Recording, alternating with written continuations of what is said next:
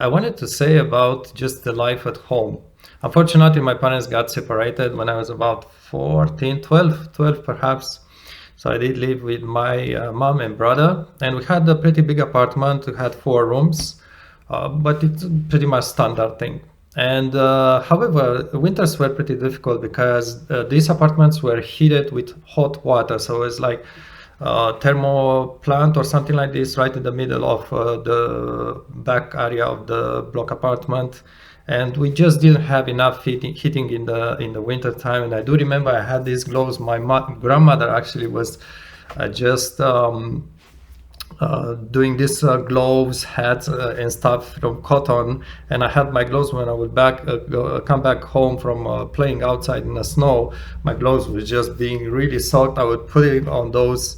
Uh, I don't know how it was the name. It's like the device that's circulating the hot water, and I would try to get them actually dried, but it will just take the whole night basically to get them dried.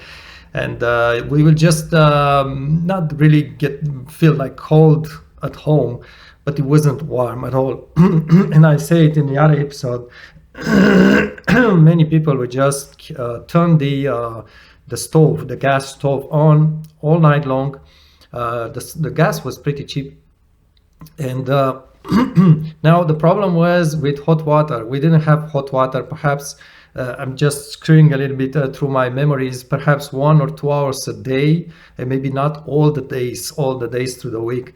Maybe a few of the days of the week we had that so-called hot water. Otherwise, it would be just cold water. And can tell you that you actually pretty fast learn to take a cold shower, like a really cold shower in the morning. It helps you kind of. You notice those Russians who just dive in frozen lakes and stuff like this. So get you the idea. Anyhow, so we didn't have really hot water to take a bath. We didn't take showers in any way because there was no hot water or warm water during the mornings. But that bath was pretty much a torture, though. So my mother had those large whatever you call them for cooking, and will just boil the water and then refill the bathtub, have cold water, and will bring that hot water boiled from over the stove. And she will try to mix this for us, and I will get into the water, but then I didn't want to get out of the water because it felt so cold outside and the water was kind of warm. So I would just stay in my bath like this for perhaps 30 minutes, maybe 1 hour, a really long time, until the water in the bathtub will just get so cold. I was like really pissed off. I was like, that's it. I'm just leaving the bathroom. So yeah, these were my washing moments.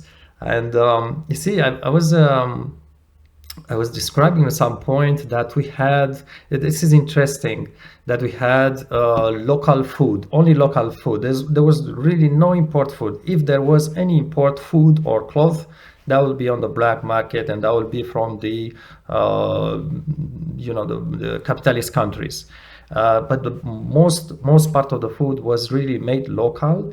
And I was saying that people would have to buy this amount of sugar, this amount of flour, this amount of whatever oil, and so. And it's interesting because you are in a capitalist country, I guess, now, as I am now in Canada. And it's interesting to imagine that you would go to buy this food in stores. So usually the stores, if there was any of these products, there would be a line at the front of the store. So you wouldn't just go into a kind of grocery stores and find flour or sugar or oil or so. That's not how it worked. You really needed to just go there at the right moment to find when there was any delivery. And these foods, these products, when I say flour, when I say sugar, when I say oil, when I say butter, when I say milk, when I say could be anything else, you are going into your grocery stores, maybe in the United States, in Europe, in Canada, and you see there are all these shelves with plenty of brands. You have 5 floors in Canada, so on. In Romania, it wasn't like this. In Romania, you would buy a flour and there was a bag of 1 kilo, uh, just a paper bag, just like here, and it says flour on it. There is no such thing as a brand. There was no branding. The branding was the name of the product. So it's really like a white bag, paper bag, flour, and says flour, and maybe a small, I don't know, a draw with something drawing a flower or something to make it pretty. And this is exactly with every single other product in the country. And I really meaning it. So flour was this bag of flour. Sugar was a bag with sugar on it. Milk was a bottle and say milk on it.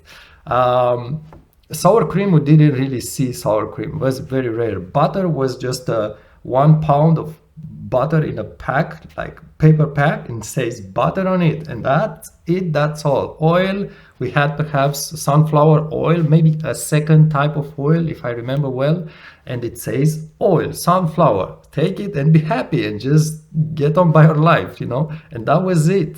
There's no such thing as choosing a brand or different brands or something like that. That's non-existent basically. And the shoes, clothes, anything else, we want the same. And speaking of the shoes, clothes, basically, if you look, maybe search communist Romania and search children at school or something like this on YouTube, you will see that we did have those uniform for schools, and those were of different colors, depend on the age. Those were actually pretty nice. I mean, there was this socialist kind of design. If you want, I would have this red. I'm not sure what the name it is. Red berets or white berets, and so there was this idea of socialism in this, but it had kind of fun part to it. This clothing at school, these uniforms. Of course, the girls were dressed in one way, boys in one way, and also we had to wear a number. So we did have like a number. If I remember, was on the chest. And then on the shoulder someplace. And there was really, we call this matricule in French. It's just a number specific to you. So every kid in the school had a different number. And this was a really, it kind of brings you back perhaps to maybe concentration camps or so, because those people in concentration camps had a number, right? It's like in a prison. But the idea, this was weird for us, having this number. The idea is that that's what the teacher was saying to us, that if I would go on the street and I would do something wrong, I would break a window, or whatever I would do something wrong, then someone on the street could see the number on my shoulder and could come to my school. I think the school also was named on those stickers, or whatever you call it, and that person could go and report me at the school. So that was the explanation. And that's interesting, because you ask anyone of my age that have been through those schools, communist schools with those numbers, I think this is what you remember about that, is that that number was so mandatory that you can just not come at school without it. Oftentimes, because we need to wash the clothes and stuff, we would just put it on the zip or something like this. Or yeah, I think there were other things like small snapping things that you just attach it to your clothes, but the number itself would just wear off. It was like a kind of print, and it would wear off. So oftentimes we just maybe forgot it at home, or it was just too old to see it, and we get punished for that. I mean, there was a punishing. I don't remember exactly what it was, but it was a punishing. It was a very strict thing. It was just like in the concentration camp, you don't have your number, you don't eat or something like that. But it was really strict. I mean, it was you would go, they would send you to the director, and had a dispute, call your parents, stuff like that. So it's weird. I don't know what was the meaning for that, but anyhow, you see. Jumping to different point, you see, when there is communism, at least in Romania, but I think in other countries too, 95% of the people, if they had a chance, they would try to escape the country. And when I say escape, I mean that basically the government will not deliver to you a passport to travel across the borders. So that's how they will keep all the people inside the country. And from what I remember, is the idea was that it would be kind of a shame for the communist country to deliver passports to people and to have those people never to return to back to Romania, and to kind of show to the world that everybody in Romania was so unhappy they wanted to leave forever that country, that place. So the traveling across the borders was very, very restricted, and the vast majority of the people that would get the passport anyway, they will only be allowed to travel to another communist country, not to the Western world. So that was just very, very difficult to get, except if you were or one of the people in the security of the state or doing other shady business, or maybe on the black market. So this was perhaps less for children, but for adults, this was maybe one of the really major downsides, that you cannot travel abroad. It's just impossible. And actually, to tell you a story, when my parents separated, my father had a sister which actually managed to run away from Romania.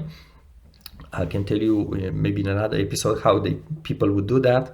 But he wanted, actually, after he divorced, maybe in 86, 87 something, he wanted to leave the country, and he did ask for a passport to leave the country. He explicitly did so. So you could do that. You could do that officially. You could go at the, I don't know what place, you go, embassy or whatever, there's consulate or something like this, and ask for a passport and say, because they will ask you why you want best passport, ask you want to leave the country. But from the moment you will say, I want to leave the country, your life becomes pretty much a hell, because the political police, the security police, they really try to intimidate you. And my dad told me this later on in life, that he actually lost his job. He was working in Bucharest.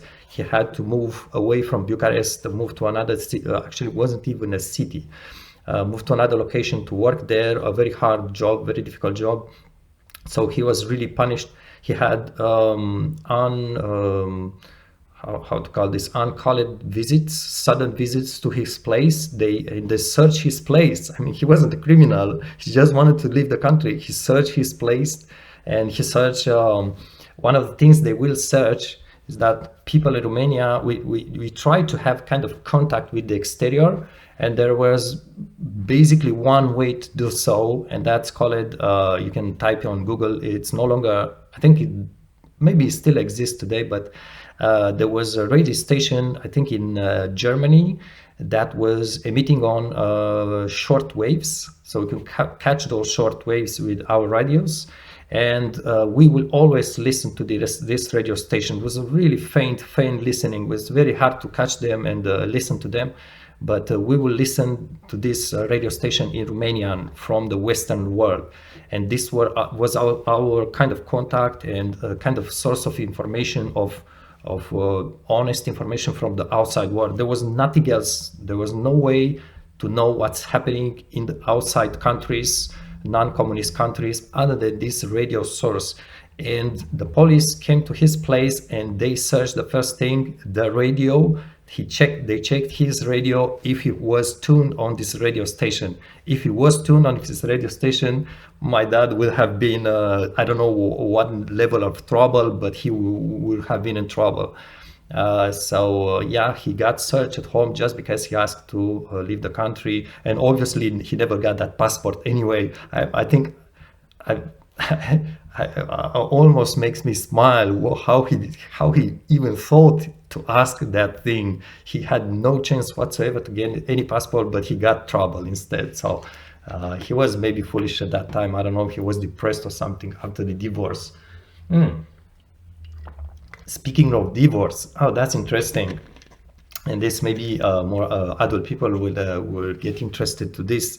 You see, the couples, the families will get an apartment from the state. The state will tell you, okay, you can get this apartment in this district, and you will pay for it just every month an amount, and you will get that apartment. But if you would divorced, there were very, I believe there are quite few apartments for rent. So if there was a divorce, this was a really bad situation for the parents, obviously for the kids as well, especially for the parents, because it's very different than what happens, let's say, in Canada or in the United States. You divorced, you have some cash in a bank account, you move some other place, you rent something or you buy something. It's not difficult. In Romania was really difficult because you didn't have enough money to pay for your apartment if you split, and it was just difficult to move to another location to rebuild your life. It was really difficult. So for this reason, when there was a divorce, and there were quite a few divorce situations, the rate of divorce was quite high. The life became really stressful, really difficult for the parents who had to get through this situation. So that's just another thing. So I was saying about this limitation of freedom of movement of traveling abroad. It's perhaps one of the worst things that people had to endure. Is you have to live it to understand what it is. So you don't have that freedom to travel abroad. And for these reasons, there have been quite a few, I think it's into thousands or tens of thousands of people who tried to cross the border illegally. And the borders were really well kept. It was very, very severe, very strong security. And the rule was, if they see you try to cross the border, first usually it was the army who would just keep the borders. If they see you, they will order you to stop there where you are. They will fire shots in the air, and if you keep going, they will shut you down. No mercy, really no mercy. And there have been many people, especially young people, young men, young adults, that tried and just got killed. There are episodes on YouTube, unfortunately usually in Romania, that explain that many of them were buried in places, like random places to be hidden and stuff like this.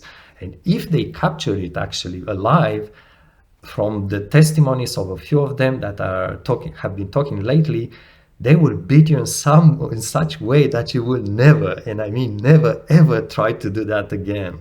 So it was so rough. Any kind of jumping off the line, any kind of not behaving, any kind of protesting, any kind of is trying to escape was punished so badly.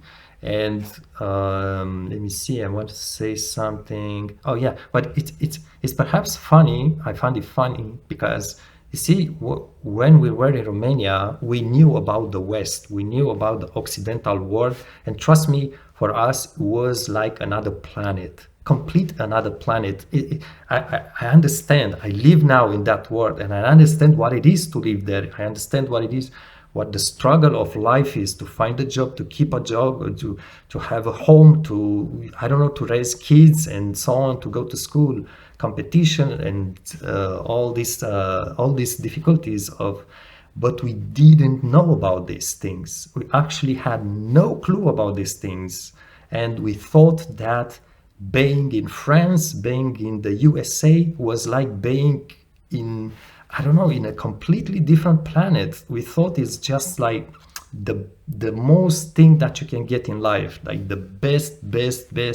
We thought everything, it's easy there, it's perfect, it's the paradise, you got everything. I think we did imagine that you go, maybe manage to immigrate in the United States, and you go to sit on a sofa and drink Pepsi and have a bar of gold in your hand, and I don't know, a bar of chocolate in your other hand. As a kid, let's say, I was dreaming a lot of having those small handheld games, which started back in the 80s.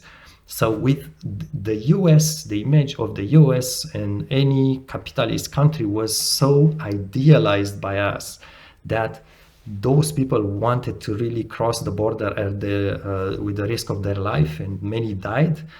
But I find it I don't know if maybe I shouldn't say ironical, but they were thinking they are going to heaven, and they basically landed in Occidental life, which especially for someone coming from a communist country with no work experience, relevant work experience, or no degree that was recognized in those countries, he was really lost in that world. I mean, he thought, oh, finally I got in the Western Germany. I mean, my life is going to be perfect from now on. And I think it wasn't that way. It wasn't that way. So it was really like to add insult to the injury. You know, the guy risks his life to cross the borders, and his landing is starting finding a job, and nobody wants him because they are, I don't know, they are maybe they don't like immigrants, and they don't think he's going to work fine and stuff.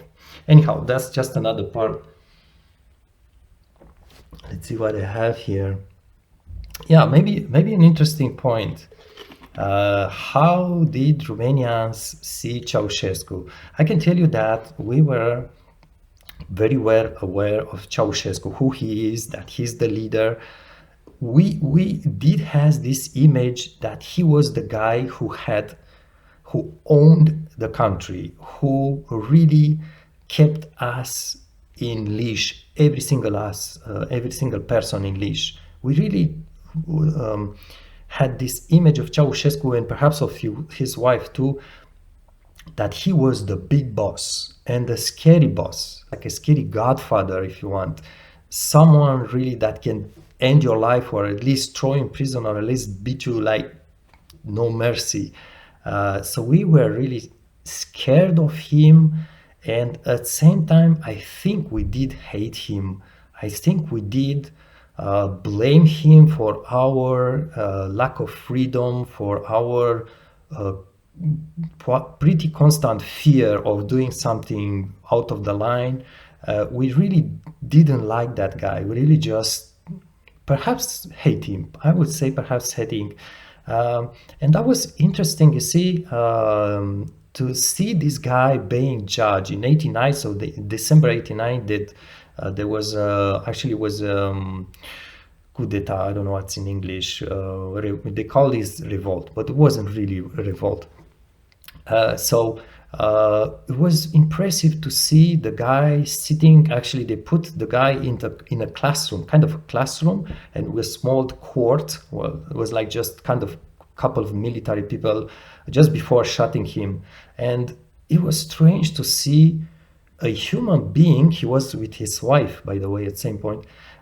See a human being sitting there and thinking, this is the guy that kept us under fear, under full control, like in a prison for 20 years. That was just my lifespan at that point. This is the guy. This is the guy. He has like a coat, like a hat or something. He's talking like a normal person.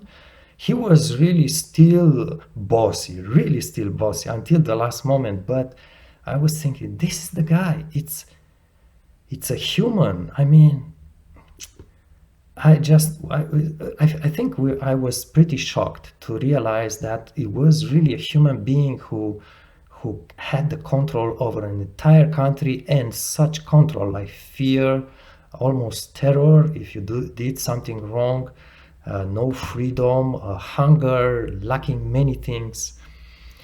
Strange feeling.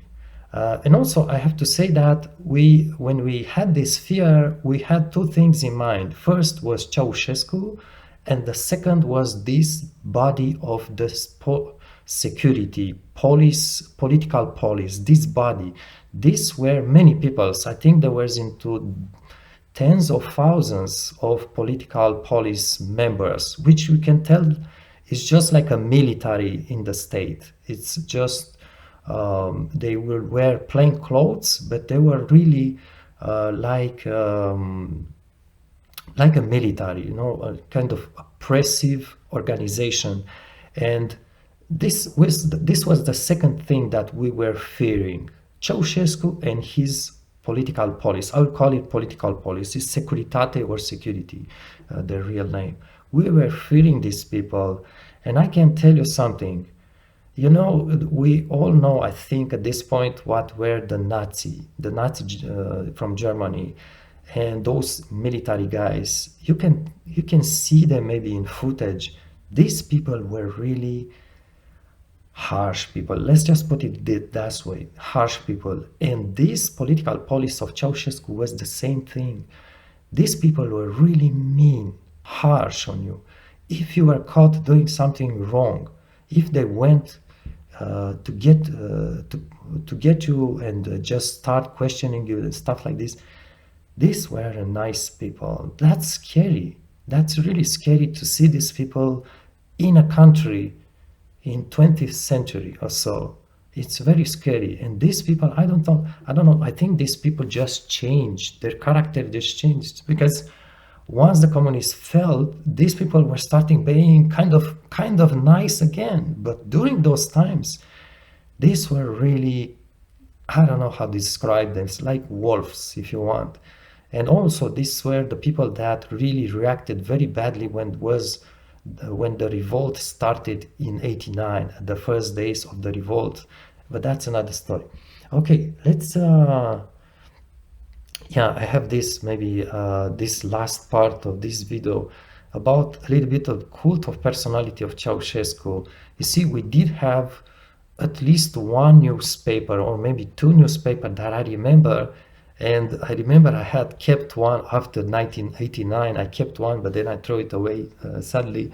And you see, this newspaper was absolutely everything, photos and text, all about Ceausescu and about the, I think he called it that, the victory of the socialism, all the accomplishments, all the productions in agriculture, in industry, and so on and so on. It was really, it was mental. I mean, it was so unbelievable that every single word on that paper, which was several files, I mean, 8 files, 8 pages paper, printed paper back in the days, everything was just about socialism, and Ceausescu was just mind-blowing. How could you pour every single day different things on these same again same subjects?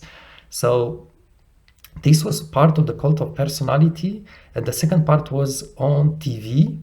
Like I told you, we had perhaps 1 hour of, we call this TV emission in the day. So we just, the rest of the day, the TV was like those dots, nothing to see. And again, most of that program was about Ceausescu visits and stuff, and about oftentimes kids that will sing songs just to praise the communism, praise the president, and praise the happiness also. We're praising basically how happy we are about Ceausescu. That was really stupid. And I happened to, at the school, I happened to be part of the school chorals. So I was singing with the chorals, and we were required to go to sing for Ceausescu. And I did participate perhaps at 2 or 3 times. There were some recordings with hundreds and thousands of children, sometimes also adults, that would just sing and just play back, basic lip singing songs and stuff, and then would just put us on the TV and some moment in the next days. But also because of this too, many people were, you see, Ceausescu was traveling a lot through the country, and he was visiting places, and whenever he was visiting a place, would be a factory, would be a stadium or something like this, a public place, we were required, I mean, they will select school by school, not always the same school, but school by school and factory by factory. They will require the people, the workers and the students to come, and we had to wait. Maybe let's just say Ceausescu would pass by a road, by a street, maybe walking or maybe in a car, and we were required to sit there to wait for him and just to clap for him, to say slogans and stuff like this whenever he would finally pass by that place. So this was crazy. I mean, whenever he would go out for a visit in the city, I was living in Bucharest, and he was also staying most of the time in Bucharest. People had to be right there waiting for him on either side of the street to really make like a human wall with flags, with whatever slogans, and clapping and cheering up and being happy for maybe 10 20 seconds the time he's passing by. But I've been at least two times like this that I remember. One of them, we had to stay there perhaps for 4 hours or so in advance. It was crazy, absolutely crazy. Could be a hit of the day or something like this. We would sit down, and then at some point you have those security guy among us. At some point, finally, those security guys, everybody sit up and stand up, and start cheering, everybody. And we didn't even know. I was in the background a little bit behind the other kids, and we didn't even know when he was actually passing, when his car was actually passing. Couldn't see it, but I had to cheer and had to scream, yeah, Ceausescu, whatever. We say stupid things about him and communism and all the realizations. And those, I do remember that those, not cops, but those police, security guys will look to us, mean like, it's not loud enough, louder. It's like, anyhow, so those were moments when you had to really wait for him for hours, many hours, without food most of the times, just because Ceausescu is passing, maybe walking or maybe in a car for a couple of seconds. You get the idea what was all this about. All right, let's see maybe another episode what I can come up with, and hopefully it's going to be interesting for you. Thanks for watching.